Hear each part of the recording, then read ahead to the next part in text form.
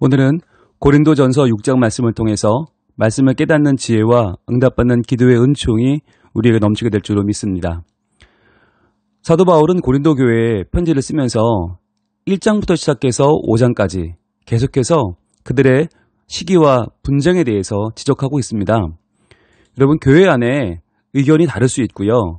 조금은 파도 나눌 수 있겠죠. 그런데 그 자체는 별것 아닌 것처럼 보이지만 그게 사실은 굉장히 큰 교회의 문제를 야기한다는 거예요.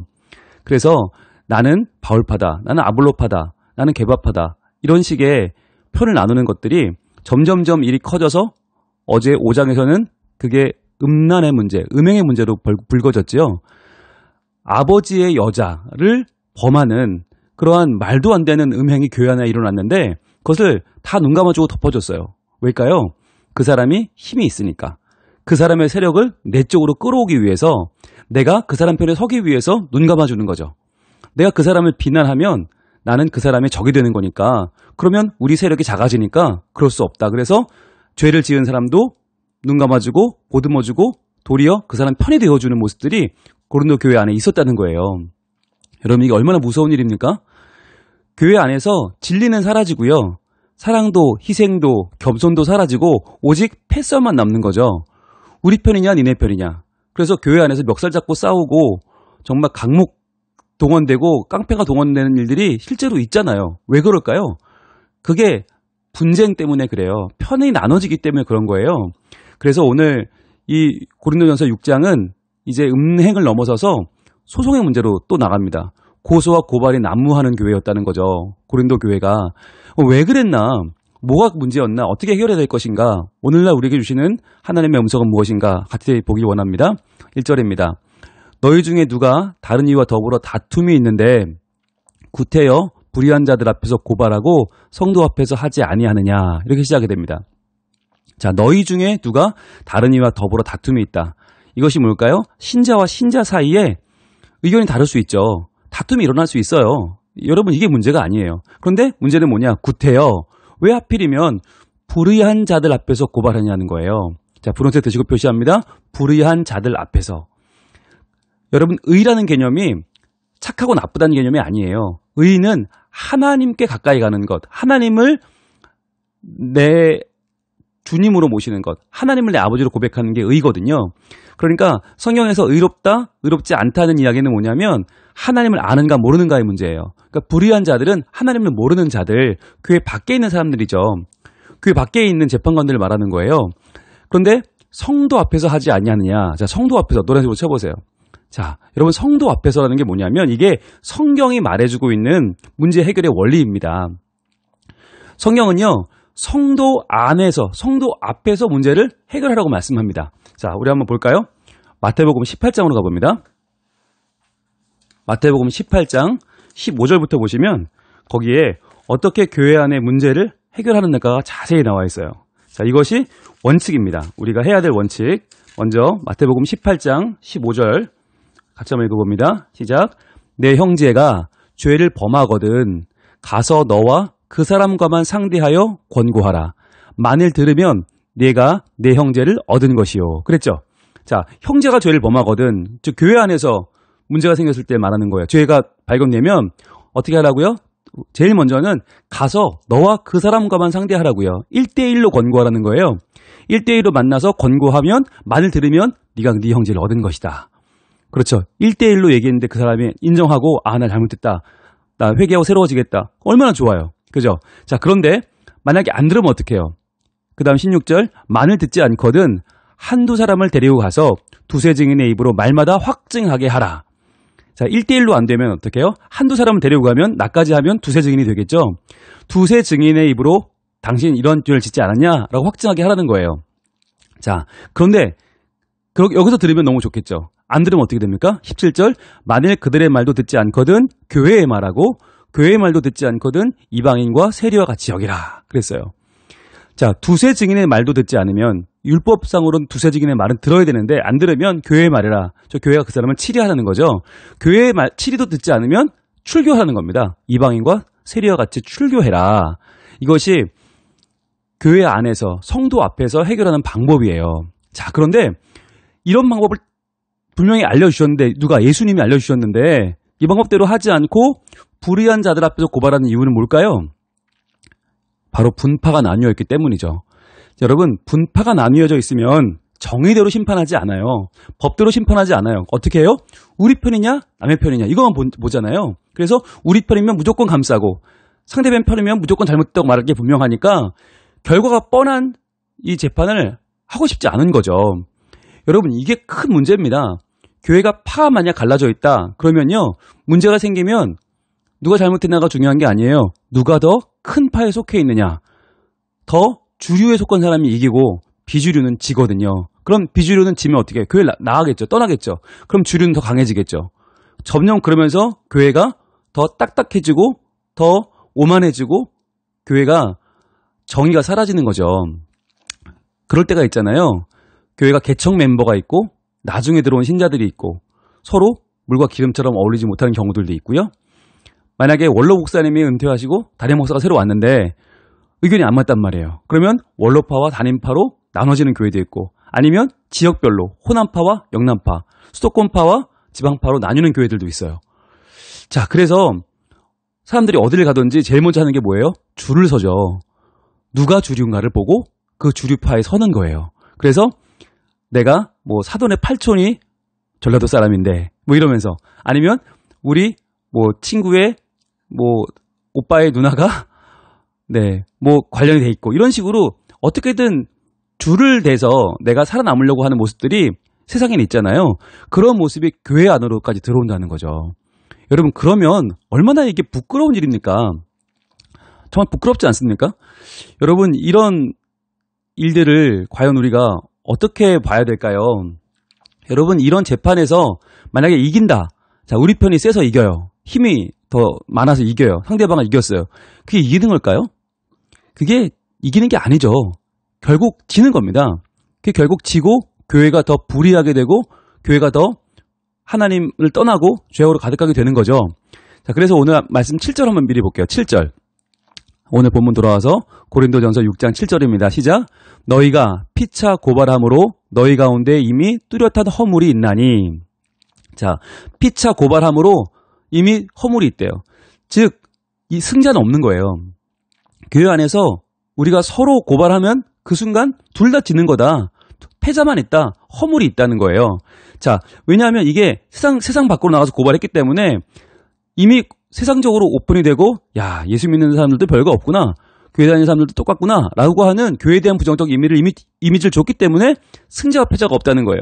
피차 고발하면 둘 다 허물이 있는 것이고, 차라리 불의를 당하는 것이 낫지 아니하며 차라리 속는 것이 낫지 아니하냐. 자, 차라리 불의를 당하는 거. 교회 안에서 밖으로 나가서 고발하는 것보다는 차라리 내가 불의를 당하는 것이 낫다. 차라리 속는 것이 낫다. 그게 낫지 내가 굳이 이기겠다고, 굳이 이겨보겠다고 세상으로 나가는 것은 옳지 않다 하는 말이 되는 거예요. 자, 그러면 우리가 이렇게 오해할 수 있죠. 그러면은 세상의 법정에 고발하는 건 잘못된 건가? 그럼 만약에 교회 안에서 내가 잘못된 일을 당하면, 불의한 일을 당하면 그냥 무조건 참아야 되나? 여러분, 그게 아닙니다. 2절 보겠습니다. 성도가 세상을 판단할 것을 너희가 알지 못하느냐? 세상도 너희에게 판단을 받겠거든 지극히 작은 일 판단하기를 감당하지 못하겠느냐? 그랬어요. 자, 노란색 들고 표시합니다. 지극히 작은 일 판단하기를. 지극히 작은 일이라고 했잖아요. 이게 비오티카라는 말인데, 헬라어로 비오티카는 뭐냐면 평범한 일이고요. 경제적인 일이에요. 즉 민사소송을 말하는 거예요. 형사소송이 아니에요. 형사가 아닌 민사. 아주 그 당시에 중요하게 여기지 않던 작은 일인데, 여러분, 이 당시에 로마 식민지 시대잖아요.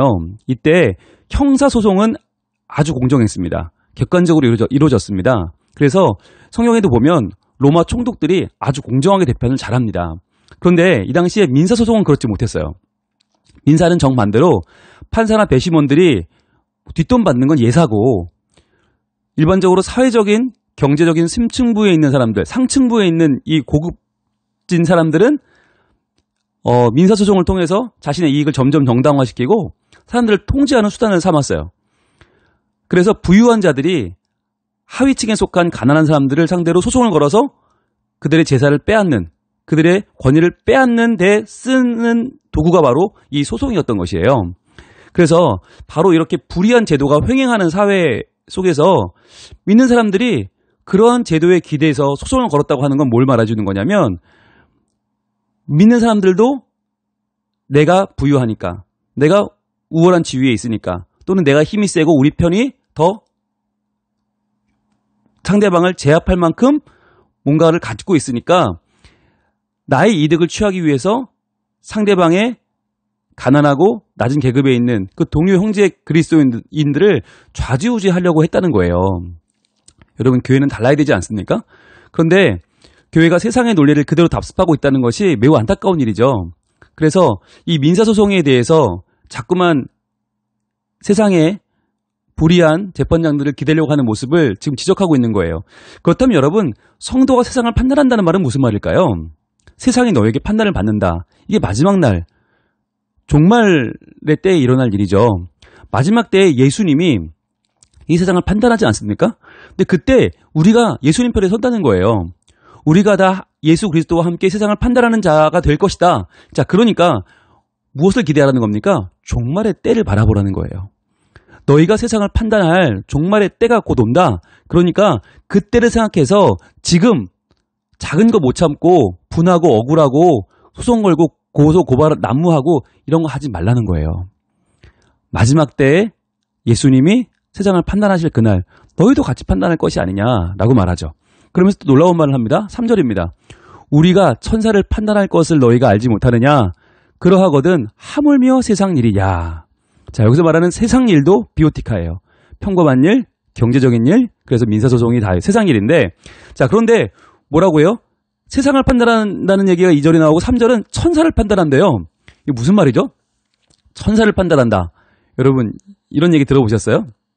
자, 이게 무슨 얘기냐면 갈라디아서 한번 가볼게요. 갈라디아서 1장 8절.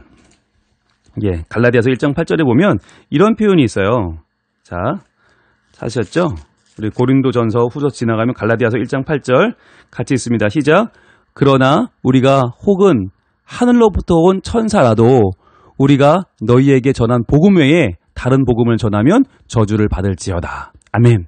자, 우리나 혹은 하늘로부터 온 천사라도, 자, 천사들도 우리가 너에게 전한 복음, 이 복음이 뭐예요? 예수 그리스도를 믿어 예수의 이름으로 구원받는 거죠. 이 복음 외에 다른 복음을 전하면 저주를 받을지어다. 그랬어요. 자, 그러니까 우리가 천사를 판단한다는 것은 뭐냐면 천사가 전하는 복음이 예수 그리스도의 제대로 된 복음인가 아니면 그렇지 않은 다른 복음인가를 우리가 판단하는 날이 온다는 거예요. 그게 역시 마지막 때죠. 여러분, 그래서요, 우리는 복음을 받았잖아요. 이 복음의 사람이 된다는 것은 천사보다 귀한 일입니다. 여러분, 우리는 천사 그러면 굉장히 고귀하게 보잖아요. 굉장히 천사는 우리보다는 높은 존재 같잖아요. 그렇지 않아요. 복음이 귀한 거예요. 우리가 복음을 가졌다면 천사라도 우리에게는 판단을 받을 대상이 되는 겁니다. 그러하거든 하물며 세상 일이랴. 야, 그런 우리가 그렇게 복음을 가진 그런 위대한 우리가 이런 작은 일 하나를, 이 비오티카, 이 민사소송 하나를 어떻게 너희가 해결을 못하고 세상에 나가서 이렇게 교회 망신을 다 시키고 있느냐라고 하는 거예요. 여러분, 교회 안에 생각이 다른 여러 사람들이 있을 수 있습니다.